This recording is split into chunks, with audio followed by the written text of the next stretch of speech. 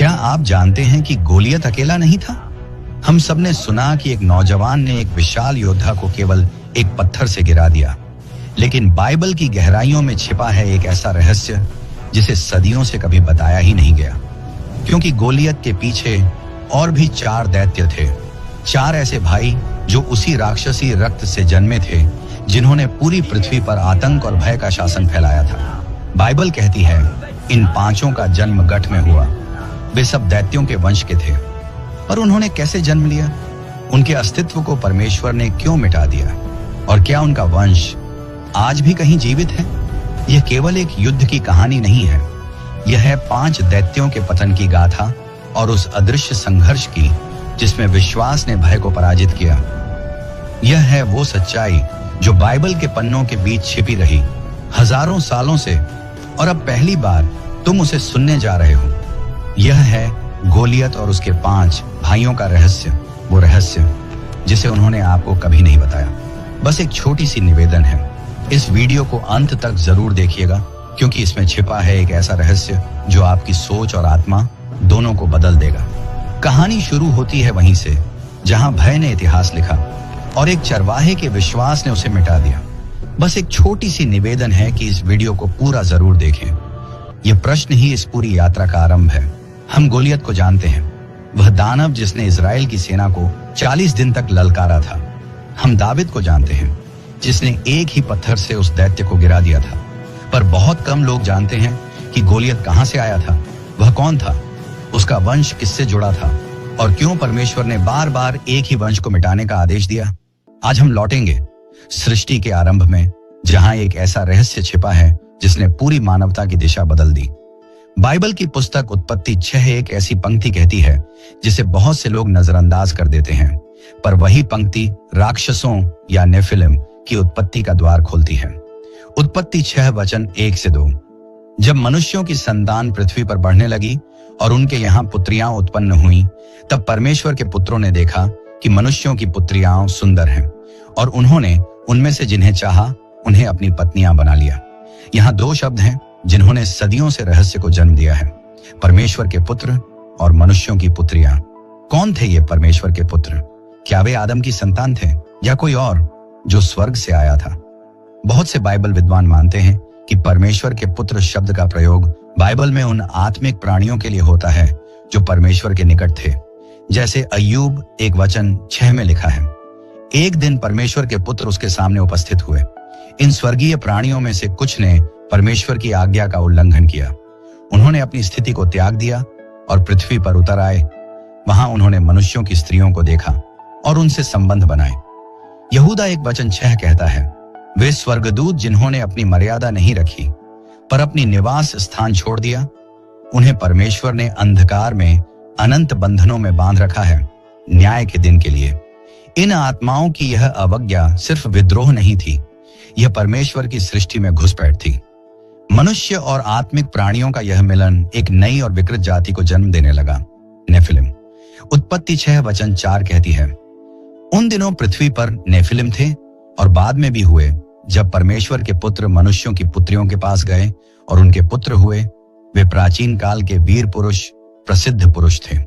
Nephilim शब्द Hebrew में नेफल से निकला है, जिसका अर्थ है गिरा हुआ। वे सिर्फ शरीर से नहीं गिरे हुए थे, वे आत्मा से भी पतित थे। वे शक्तिशाली थे, पर उनकी शक्ति दुष्ट थी। वे बलवान थे, पर उनका बल परमेश्वर से नहीं, पतन से आया था। कहा जाता है कि वे ऊंचाई में विशाल थे और उनका स्वभाव हिंसक था। उनकी उपस्थिति ने धरती को हिंसा से भर दिया। उत्पत्ति 6 वचन 11 से 12। पृथ्वी परमेश्वर के सामने भ्रष्ट हो गई थी और पृथ्वी पर हिंसा भर गई थी। तब परमेश्वर ने देखा कि सब प्राणी अपने मार्ग में भ्रष्ट हो गए हैं। यही वह क्षण था जब परमेश्वर ने निर्णय लिया, बाढ़ आएगी। जब परमेश्वर ने नूह से कहा कि वह जहाज बनाए, तो यह केवल पाप के कारण नहीं था, बल्कि उस मिश्रित वंश को समाप्त करने के लिए भी था जो धरती को हिंसा और भ्रष्टता से भर चुका था। बाइबल कहती है, उत्पत्ति 6 वचन 9, नूह धर्मी पुरुष था और अपनी पीढ़ी में खरा था। यहाँ खरा शब्द का अर्थ केवल नैतिकता नहीं, बल्कि शुद्ध वंश भी है। नूह और उसका परिवार ही ऐसे थे जो इस दूषित वंश से अप्रभावित रहे और फिर आसमान खुला, धरती फटी और बाढ़ आई। 40 दिन और 40 रात तक वर्षा होती रही। पर्वत डूब गए, नगर मिट गए और हर जीव मर गया। परमेश्वर ने एक बार फिर धरती को नया आरंभ दिया, पर नूह ने यहोवा की दृष्टि में अनुग्रह पाया। उत्पत्ति 6 वचन 8। यहां से कहानी और भी रहस्यमय हो जाती है। उत्पत्ति 6 वचन 4 में एक छिपी हुई पंक्ति है। उन दिनों पृथ्वी पर नेफिलिम थे और बाद में भी हुए और बाद में भी हुए। यही शब्द बताते हैं कि बाढ़ के बाद भी यह वंश किसी प्रकार फिर से लौटा। कैसे? कई बाइबल विद्वानों का मानना है कि बाढ़ के बाद फिर से कुछ पतित आत्माएं पृथ्वी पर उतरी। यह संभव है कि नूह के पुत्रों में से किसी की पत्नी उस दूषित वंश से जुड़ी रही हो। हम निश्चित नहीं जानते कि कैसे, पर बाइबल कहती है कि जब इस्राएली कनान देश में पहुंचे तो उन्होंने वहां फिर से जायंट्स देखे। गिनती 13 वचन 33। हमने वहां नेफिलिम को देखा, अनाक के पुत्रों को जो नेफिलिम से उत्पन्न हुए थे, और हम अपनी दृष्टि में टिड्डियों के समान थे। बाढ़ के बाद नेफिलिम शब्द कम और अनाकिम शब्द अधिक प्रकट होता है। ये अनाक के वंशज थे, वही जिनका भय इजरायलियों ने कनान में देखा। अनाकिम शब्द का अर्थ है लंबे गर्दन वाले, यानी वे असाधारण रूप से विशाल और भयानक थे। जब यहोशू और इजराइल की सेना ने कनान देश को जीतना शुरू किया तो परमेश्वर ने उन्हें एक विशेष आदेश दिया, उन सब जातियों को पूरी रीति से नष्ट करना, क्योंकि उनमें वह दैत्य वंश अब भी जीवित था। व्यवस्था विवरण 2 वचन 10 से 11। पूर्व काल में एमिमी वहां रहते थे। वे भी विशाल थे, अनाकिम के समान। उन्हें भी रफाइम कहा जाता था। रफाइम, यह शब्द भी बाद में बहुत महत्वपूर्ण होगा, क्योंकि गोलियत और उसके भाई इन्हीं रफाइम के वंशज थे। जब इजराइल के लोग युद्ध करते रहे तो हर बार इस वंश के निशान मिले। बाशान के राजा ओग, जिसका पलंग 9 हाथ लंबा था। व्यवस्था विवरण 3 वचन 11। अनाक के पुत्र जो हब्रोन में बसे थे और आगे चलकर गाथ नामक नगर, जहां से गोलियत उत्पन्न हुआ। इस तरह एक रेखा बनती है, नेफिलिम से रफाइम, रफाइम से अनाकिम, अनाकिम से गोलियत। हर पीढ़ी में वही आत्मिक विरोध प्रकट होता रहा जो बाढ़ से पहले था, जो परमेश्वर के विरुद्ध उठ खड़ा हुआ था। बाइबल कभी इन जायंट्स की प्रशंसा नहीं करती। वे केवल शरीर के बल से प्रसिद्ध थे, पर आत्मा से वे खाली थे। उनका अस्तित्व मनुष्य के पतन का स्मारक था। वे यह प्रमाण थे कि जब मनुष्य परमेश्वर की मर्यादा को तोड़ता है तो पृथ्वी हिंसा और पाप से भर जाती है। भजन संहिता 147 वचन 10 से 11। वह घोड़े की शक्ति से प्रसन्न नहीं होता, न मनुष्य के पैरों पर प्रसन्न होता है। यहोवा तो उनसे प्रसन्न होता है जो उससे डरते हैं। परमेश्वर ने कभी बलवान शरीर को नहीं, बल्कि विनम्र हृदय को चुना है। और यही सिद्धांत उस छोटे से चरवाहे दाविद में भी दिखा, जिसने एक दिन उस विशालकाय गोलियत को गिराया। बाढ़ के बाद धरती फिर से आबाद हुई। मनुष्य बढ़े, नगर बसने लगे, पर उसी धरती के एक भाग में, कनान के दक्षिण में, फिलिस्ती देश के गाथ नामक नगर में एक वंश फिर पनपने लगा। यह वंश केवल शरीर से नहीं, आत्मा से भी विद्रोही था। वे फिर से वही कार्य करने लगे जो बाढ़ से पहले नेफिलिम ने किया था। उनका उद्देश्य वही था, परमेश्वर के लोगों को नष्ट करना और उसकी योजना को रोकना। यही वह भूमि थी जहां से आगे चलकर गोलियत उठा। यह कहानी केवल इतिहास नहीं है, यह आत्मिक सच्चाई का प्रतीक है। नेफिलिम यानी गिरे हुए, उन आत्माओं का चित्र है जो परमेश्वर से दूर हो गईं। आज भी जब मनुष्य अभिमान, हिंसा या विद्रोह में जीता है, वह उसी नेफिलिम आत्मा का अनुकरण करता है। इफिसियों 6 वचन 12। क्योंकि हमारा मल्ल युद्ध मांस और रक्त से नहीं, परंतु प्रधानताओं, अधिकारियों, इस संसार के अंधकार के शासकों और आकाशीय स्थानों में दुष्ट आत्माओं से है। दैत्य अब शायद शरीर में नहीं दिखते, पर उनका आत्मिक रूप हर युग में उपस्थित है। हर उस हृदय में जो परमेश्वर के विरोध में उठता है। हर बार जब अंधकार बढ़ा, परमेश्वर ने एक नूह उठाया, एक अब्राहम बुलाया और एक दाविद भेजा। क्योंकि चाहे नेफिलिम कितने भी बलवान हों, पर परमेश्वर के वचन के सामने वे धूल हैं। यही कारण है कि बाइबल कहती है, यह युद्ध यहोवा का है। 1 शमूएल 17 वचन 47। राक्षसों का जन्म केवल शरीर का नहीं, आत्मा का पतन है। यह दिखाता है कि जब मनुष्य परमेश्वर से दूर होकर अपने बल पर चलना चाहता है तो वह दैत्य बन जाता है, बाहर से विशाल पर भीतर से खाली। और परमेश्वर आज भी वही प्रश्न पूछ रहा है, क्या तू मेरे साथ रहेगा या अपने अभिमान में चलेगा? क्योंकि जब मनुष्य झुकता है तभी परमेश्वर उसे उठाता है।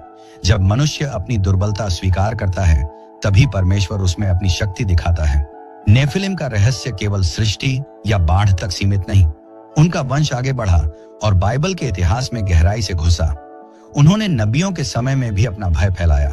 उन्होंने फिलिस्ती देश में एक ऐसा योद्धा जन्माया जिसका नाम था गोलियत। वह उसी रफाइम वंश का वंशज था जो नेफिलिम से शुरू हुआ था। पर उसके साथ एक और रहस्य जुड़ा था। वह अकेला नहीं था, उसके 5 और भाई थे, और यही हमारी अगली यात्रा की शुरुआत है। पर जब गोलियत गिरा तो उसकी मृत्यु के साथ एक और रहस्य खुलने लगा, क्योंकि उसके पीछे 5 और थे। क्या आप तैयार हैं यह जानने के लिए कि गोलियत के ये 5 विशाल भाई कौन थे, वे कहां से आए और क्यों बाइबल ने उनके नाम छिपा दिए? गोलियत कौन था? क्या वह केवल एक विशालकाय योद्धा था या एक प्राचीन श्राप का उत्तराधिकारी? बाढ़ के बाद धरती शांत थी, पानी घट चुका था और नूह का जहाज अर्रारात के पहाड़ों पर ठहरा था। वहां से एक नई मानवता ने जन्म लिया, शेम, हाम और याफेत की संतानें। धरती पर फिर से सभ्यताएं उठी, नगर बसे और समय बीता। पर इतिहास ने जल्द ही अपना सबसे पुराना भय दोबारा देखा। दैत्य फिर लौट आए और बाद में भी हुए। उत्पत्ति 6:4। यह पंक्ति अब जीवंत हो उठी थी। हाम का वंश कनान के माध्यम से दक्षिण की ओर बढ़ा और वहां एक शक्तिशाली जाति का उदय हुआ, अनाकिम। अनाक नाम बाइबल में बार बार आता है। अनाक के 3 पुत्रों शेशय, अहिमान और तल्मई का उल्लेख यहोशू 15:14 में मिलता है। ये वही थे जिन्हें देखकर इजरायली जासूसों ने कहा, गिनती 13:23। हमने वहां नेफिलिम को देखा, अनाक के पुत्रों को जो नेफिलिम से उत्पन्न हुए थे, और हम अपनी दृष्टि में टिड्डियों के समान थे। यह वाक्य केवल भय नहीं था, यह मनुष्य की सीमा का बोध था, क्योंकि जिनसे वे टकराए वे न केवल ऊंचाई में विशाल थे बल्कि आत्मिक रूप से भयानक भी थे। उनकी उपस्थिति ही इजरायलियों में भय भर देती थी, क्योंकि हर बार जब मनुष्य ने अपनी आंखों से किसी विशाल के कद को देखा वह अपने परमेश्वर को भूल गया। पर परमेश्वर ने यहोशू को एक स्पष्ट आदेश दिया था। व्यवस्था विवरण 9:2-3। तू आज एक बड़ी और ऊंची जाति के पास जा रहा है जिनकी ऊंचाई स्वर्ग तक पहुंचती है। पर जान ले, यहोवा तेरा परमेश्वर तेरे आगे आगे जाने वाला अग्नि है, वह उन्हें नष्ट करेगा। यह केवल युद्ध नहीं था, यह आत्मिक शुद्धि का कार्य था, क्योंकि उस वंश में फिर वही विद्रोही आत्मा सक्रिय थी जो बाढ़ से पहले नेफिलिम में थी। और तब यहोशू ने युद्ध किया।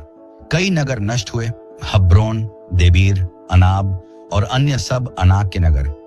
यहोशू 11:22। केवल गाजा, गात और अशदोद में कुछ अनाक शेष रह गए। यही वाक्य गोलियत के वंश का आरंभ बन गया, क्योंकि गात वही नगर था जहां से गोलियत आने वाला था। गात ये फिलिस्तियों का नगर था जो समुद्र के किनारे की उपजाऊ भूमि पर बसा था। यह नगर व्यापार, युद्ध और मूर्ति पूजा के लिए प्रसिद्ध था। पर गात केवल एक नगर नहीं था, यह अनाकिम वंश का शरण स्थान बन गया था। जब यहोशू ने अन्य नगरों से अनाक के लोगों को निकाल दिया तो वे भागकर गात और अशदोद में बस गए। वहीं उन्होंने अपने वंश को जारी रखा और आने वाली पीढ़ियों में वही विद्रोह फिर से जन्मा। वहीं से एक दिन वह योद्धा निकला जिसका नाम सदियों तक गूंजता रहा, गोलियत। बाइबल स्पष्ट रूप से बताती है कि गोलियत गात का निवासी था, 1 शमूएल 17:4। पर उसका रक्त केवल फिलिस्तियों का नहीं था, वह रफाइम वंश से जुड़ा था। रफाइम शब्द का अर्थ है शक्तिशाली, विशाल। पर बाइबल में यह शब्द मृतकों की आत्माओं के लिए भी प्रयुक्त हुआ है। यानी यह वंश केवल शरीर से जीवित था पर आत्मा से मर चुका था। उनकी शक्ति दैहिक थी पर उनकी आत्मा अंधकार में डूबी हुई थी। व्यवस्था विवरण 2:11। वे भी रफाइम माने जाते थे, पर एमिमी ने उन्हें अनाकिम कहा। रफाइम, अनाकिम और नेफिलिम तीनों एक ही आत्मिक श्रृंखला के हिस्से थे जो बाढ़ से पहले आरंभ हुई थी। 1 शमूएल 17:4-7। गात का एक वीर निकला जिसका नाम गोलियत था, जिसकी ऊंचाई 6 हाथ और 1 बित्ते की थी। उसके सिर पर कांसे की टोप थी और कांसे का कवच पहने था जिसका भार 5000 शेकल था।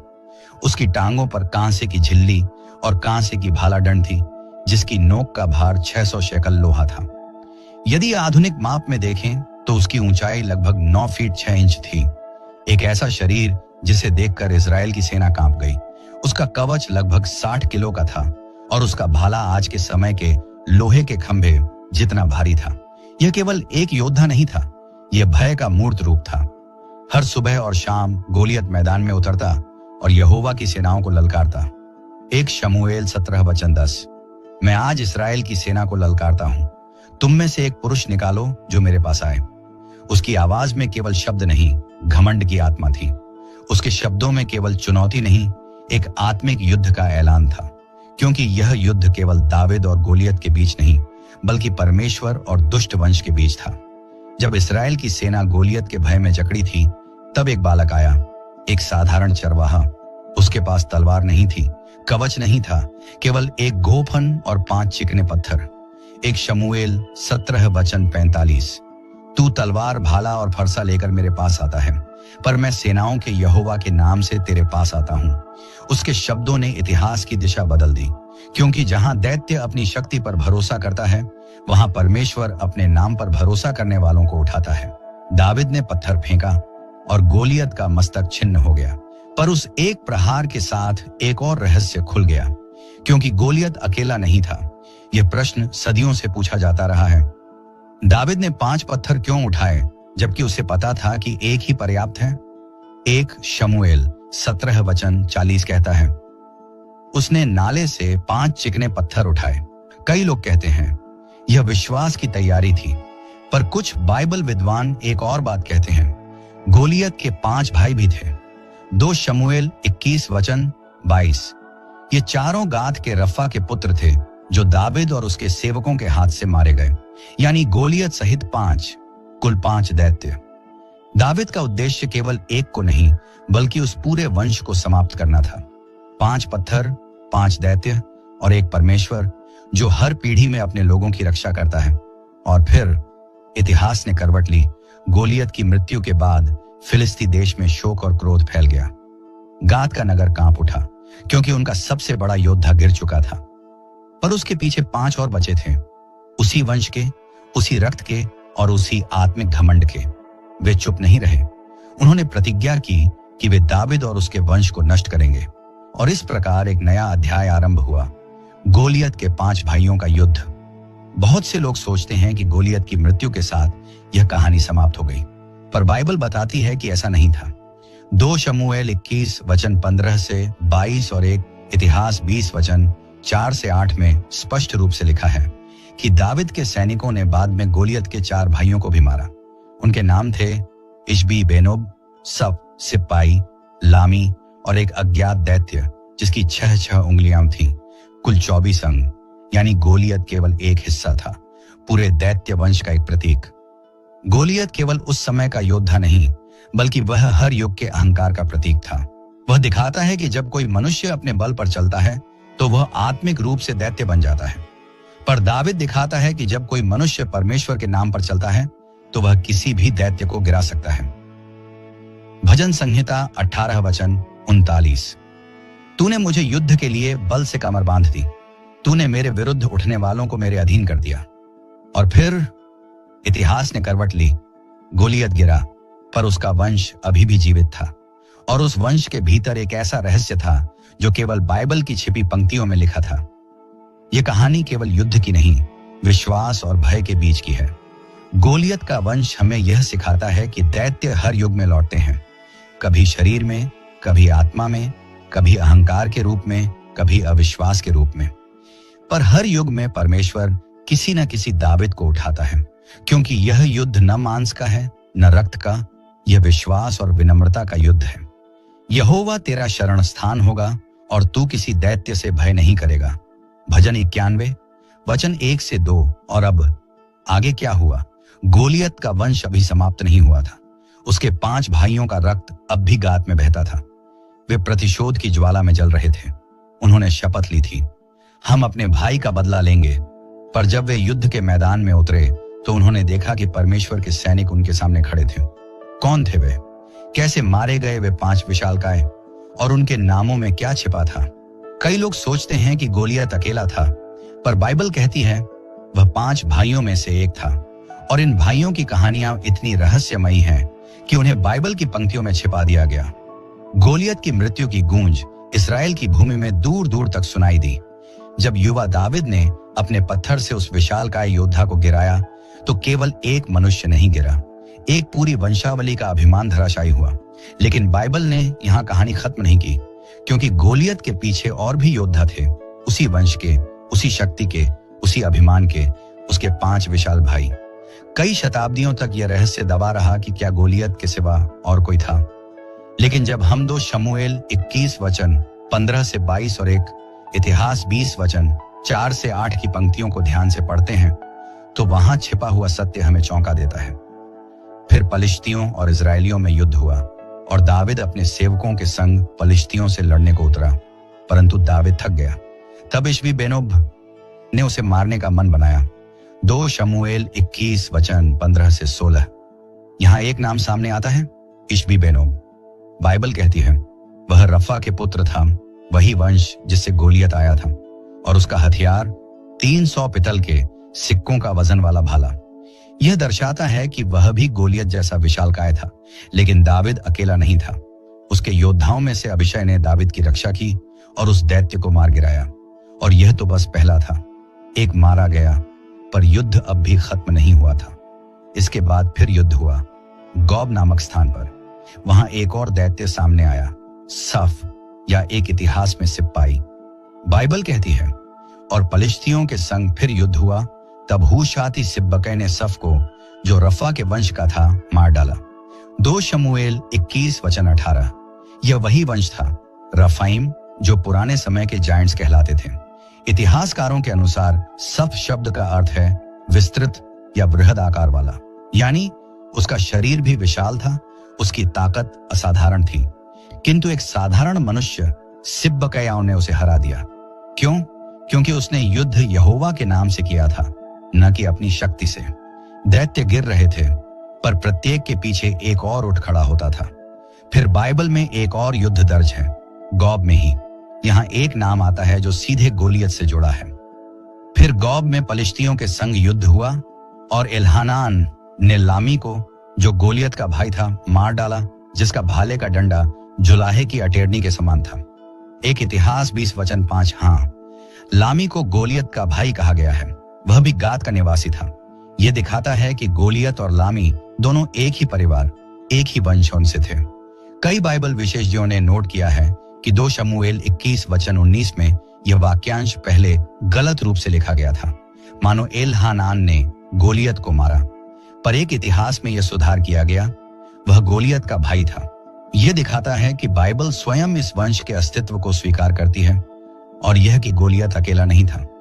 पर अब भी एक नाम बचा था, सबसे विचित्र, सबसे रहस्यमय। 2 शमूएल 21 वचन 20 कहता है, फिर गात में युद्ध हुआ।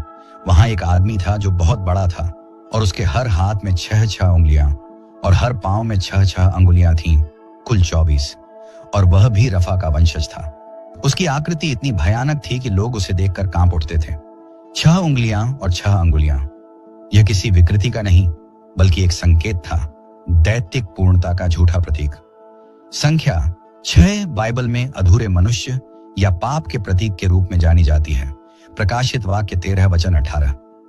यह दैत्य मनुष्य का नहीं, अहंकार का प्रतीक था, जो स्वयं को परमेश्वर से बड़ा समझता है।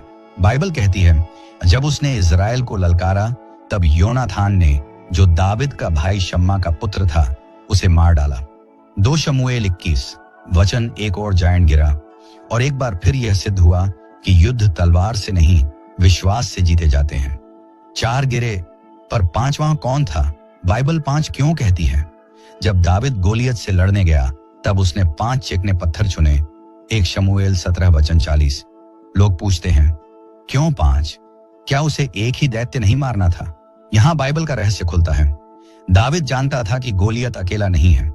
वह जानता था कि उसके पीछे एक पूरा वंश है, इसलिए उसने केवल एक युद्ध नहीं, एक पूरी वंश श्रृंखला के विरुद्ध पत्थर उठाए।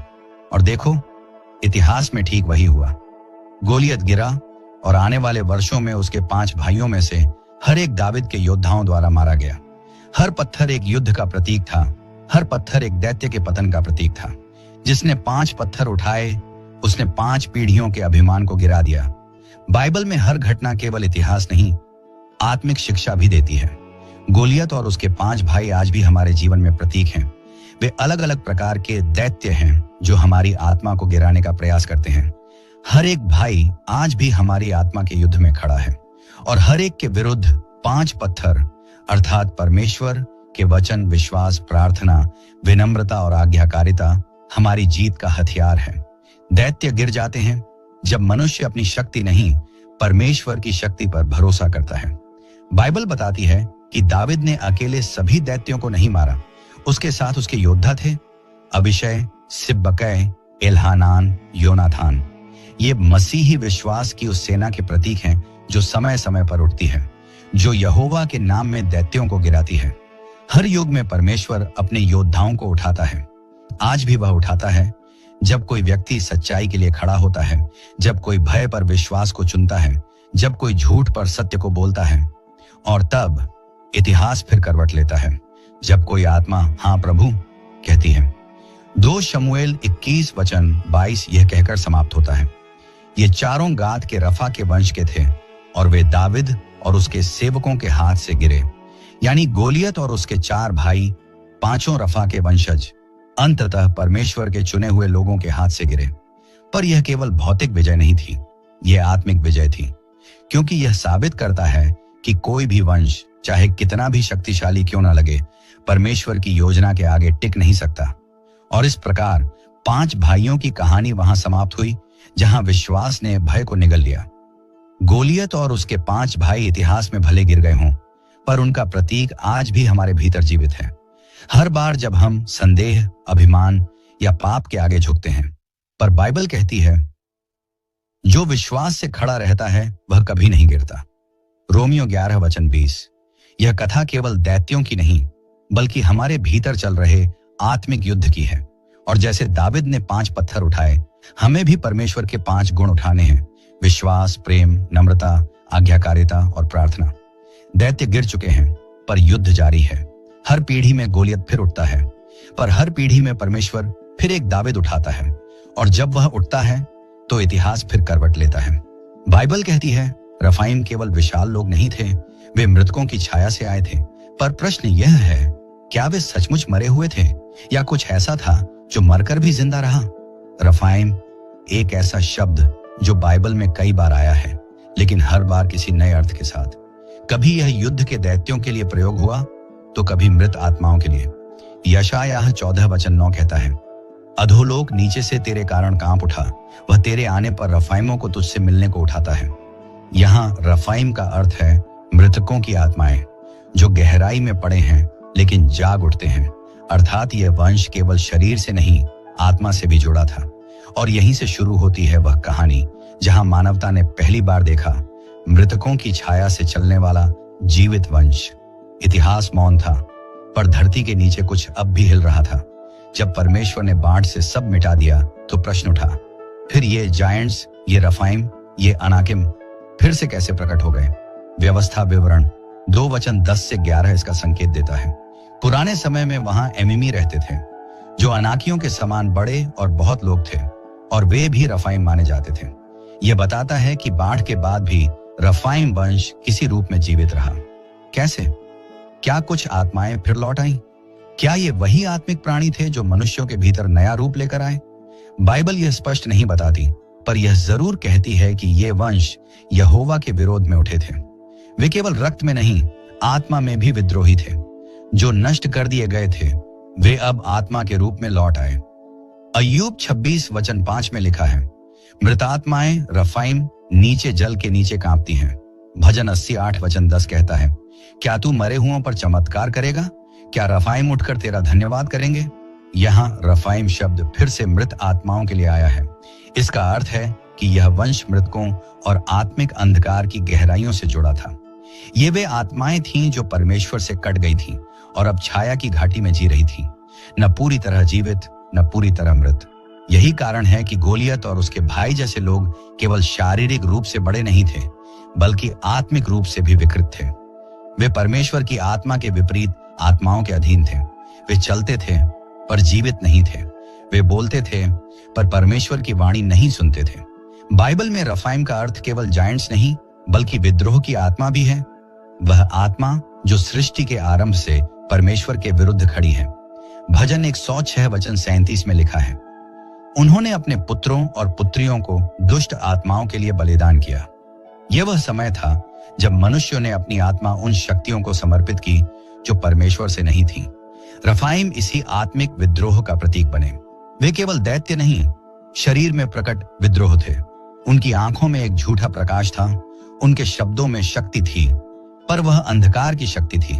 और यही कारण था कि परमेश्वर ने इस वंश को मिटाने का आदेश दिया, क्योंकि यह वंश मृतकों की छाया से आया था, जीवित आत्माओं के लिए नहीं। वे सांस लेते थे पर जीवन नहीं था, क्योंकि जीवन केवल उसमें है जो मार्ग, सत्य और जीवन है। यहोशू 12 वचन 4 और 13 वचन 12 में एक नाम आता है, ओग बाशान का राजा, जो रफाइम के शेष लोगों में से था। केवल ओग बाशान का राजा रफाइम के वंश में से शेष रह गया था। व्यवस्था विवरण 3 वचन 11। यह दिखाता है कि यह वंश धरती पर फैला था, बाशान, गात, अनाक और कनान के अनेक नगरों में। इनके पास विशाल नगर थे, पत्थर के सिंहासन और शक्तिशाली किले। ओग के बिस्तर का उल्लेख भी किया गया है। उसका पलंग लोहे का था, 9 हाथ लंबा और 4 हाथ चौड़ा, यानी उसकी ऊंचाई लगभग 13 फुट से अधिक रही होगी। इतना विशाल मनुष्य, इतना गर्व, इतनी शक्ति। पर बाइबल कहती है, यहोवा ने ओग और उसके सब लोगों को इजराइल के हाथ में दे दिया, क्योंकि परमेश्वर ने सदा दिखाया है, कोई भी शक्ति चाहे कितनी भी ऊंची क्यों ना हो, उसके सामने स्थिर नहीं रह सकती। दैत्य ऊंचे थे पर विश्वास ऊंचा था। अब प्रश्न यह है, अगर ये रफाइम मृत आत्माएं थीं, तो जब यीशु मसीह पृथ्वी पर आए तब इनका क्या हुआ? 1 पतरस 3 वचन 18 से 20 कहता है, मसीह ने शरीर में मारे जाने पर आत्मा में जीवित होकर उन आत्माओं को प्रचार किया जो कैद में थीं। कई बाइबल विद्वान मानते हैं कि ये वही आत्माएं थीं जो प्राचीन विद्रोह में गिरी और जो अब आत्मिक कारागार में थीं। यीशु का क्रूस केवल मनुष्यों के लिए नहीं, बल्कि आत्मिक जगत के लिए भी एक घोषणा था कि अंधकार की शक्ति समाप्त हो चुकी है। जहां रफाइम की आत्माएं अधोलोक में कांप रही थीं, वहां मसीह का प्रकाश पहुंचा और बोला, अब मृत्यु पर मेरा अधिकार है। इस घोषणा ने रफाइम की विरासत को वहीं समाप्त कर दिया जहां वह शुरू हुई थी, अंधकार में। जहां छाया थी वहां प्रकाश उतर आया, और जो मरे हुए थे वहां जीवन बोलने लगा। यद्यपि वे दैत्य मिट चुके हैं, पर बाइबल कहती है उनकी आत्मिक छाया आज भी मनुष्यों में जीवित है। जब कोई व्यक्ति अभिमान, क्रोध या विद्रोह में परमेश्वर से दूर जाता है, वह उसी रफाइम की आत्मा को अपनाता है। यही कारण है कि पौलुस ने कहा, हमारा मल्लयुद्ध मांस और रक्त से नहीं, परंतु उन प्रधानों, अधिकारों और अंधकार के संसार के हाकिमों से है। इफिसियों 6 वचन 12। यह वही आत्मिक युद्ध है जो रफाइम से शुरू हुआ था। वे अब शरीर में नहीं हैं, पर उनकी आत्मा हर उस विचार में बसती है जो परमेश्वर के विरोध में है। पर हर बार जब कोई मनुष्य झुककर कहता है, हे प्रभु तेरी इच्छा पूरी हो, तो एक और रफाइम गिरता है। हर नम्र आत्मा एक दैत्य के पतन की कहानी है। रफाइम शब्द का अर्थ हिब्रू में ढीले पड़ जाना, कमजोर हो जाना भी है, यानी परमेश्वर से दूर होने का परिणाम है। आत्मिक दुर्बलता। वे जितने बड़े देखते थे उतने ही भीतर से खोखले थे, क्योंकि किसी भी शक्ति का मूल्य तब तक नहीं जब तक वह परमेश्वर की उपस्थिति में न हो। इसीलिए जब परमेश्वर के जन आए तो ये रफाइम गिर गए, क्योंकि सत्य की रोशनी झूठे आकार को मिटा देती है। यह बाइबल का सबसे सुंदर संदेश है कि जो परमेश्वर के साथ है वह कभी छाया में नहीं चलता। रफाइम मिट गए क्योंकि छाया कभी प्रकाश के सामने टिक नहीं सकती। रफाइम की कहानी केवल अतीत नहीं, यह आत्मा का एक गूढ़ संदेश है। जब मनुष्य परमेश्वर से दूर जाता है वह रफाइम बन जाता है, आत्मा में मृत, शरीर में जीवित। पर जब वह मसीह की ओर लौटता है तो मृतकों की छाया से निकलकर प्रकाश में चलता है। इसीलिए यीशु ने कहा, जो मुझ पर विश्वास करता है वह मृत्यु से जीवन में प्रवेश करता है। यूहन्ना 5 वचन 24। यानी हर आत्मा जो लौटती है वह एक दैत्य को गिरा देती है। रफाइम की कहानी वहीं समाप्त नहीं होती, क्योंकि यह हर व्यक्ति में दोहराई जाती है। हर दिल में एक युद्ध है, अंधकार और प्रकाश के बीच। पर याद रखो, जिस दिन तुम विश्वास में खड़े होते हो उस दिन तुम्हारे भीतर की हर छाया मिट जाती है, क्योंकि जहां यीशु है वहां रफाइम का कोई अस्तित्व नहीं। इस अंतिम भाग में हम जानेंगे क्या दैत्य सचमुच समाप्त हो चुके हैं या वे किसी और रूप में फिर लौट आए हैं? और क्या आज के समय में भी वही आत्मिक युद्ध जारी है? हर लड़ाई में तलवारें नहीं टकराती, कुछ युद्ध आत्मा और प्रकाश के बीच होते हैं। जब गोलियत और उसके भाइयों का नाम इतिहास से मिट गया, तब लगा जैसे सब शांत हो गया। लेकिन जो कुछ बाइबल हमें दिखाती है वह बताती है यह केवल अंत नहीं था, बल्कि विश्वास की विजय की शुरुआत थी। गोलियत और उसके 4 भाई वे केवल विशाल योद्धा नहीं थे, वे एक वंश का प्रतीक थे, घमंड, हिंसा और परमेश्वर के विरोध का वंश। और जब दाऊद ने गोलियत को हराया, तब वह एक इंसान को नहीं बल्कि एक विचार को गिरा रहा था। वह विचार था मानव शक्ति ईश्वरीय शक्ति से बड़ी है। और उसी दिन से यह दुनिया एक नए सिद्धांत पर चल पड़ी कि विश्वास आकार या शक्ति से नहीं मापा जाता, क्योंकि परमेश्वर ने संसार की निर्बलों को चुना ताकि वह बलवानों को लज्जित करे। 1 कुरिन्थियों 1:27। लेकिन गोलियत के भाइयों की कहानी यहीं खत्म नहीं होती। बाइबल में लिखा है कि इन चारों का जन्म गठ में हुआ और वे सब दैत्यों के वंश के थे। 2 शमूएल 21:22 गठ, वह भूमि जो एक समय दैत्यों की शरण थी। वहां से उठे 5 विशाल पुरुष जिन्होंने इजराइल के लोगों को डराया, लेकिन अंत में वे सब गिरे। और जब वे गिरे तब एक युग समाप्त हुआ। यह वह युग था जब मनुष्य के भय ने परमेश्वर के विश्वास के सामने घुटने टेक दिए। हर भाई का अंत एक संकेत था, एक संदेश कि चाहे राक्षस कितना भी बड़ा क्यों ना हो, वह उस आत्मा के सामने टिक नहीं सकता जो परमेश्वर पर भरोसा करती है। और फिर इतिहास ने करवट ली। अब ध्यान दीजिए, गोलियत के चारों भाइयों का मारा जाना किसी संयोग का परिणाम नहीं था। हर एक को अलग अलग वीरों ने परास्त किया, लेकिन हर युद्ध में दाऊद की आत्मा, उसका विश्वास और उसका साहस उनके भीतर था।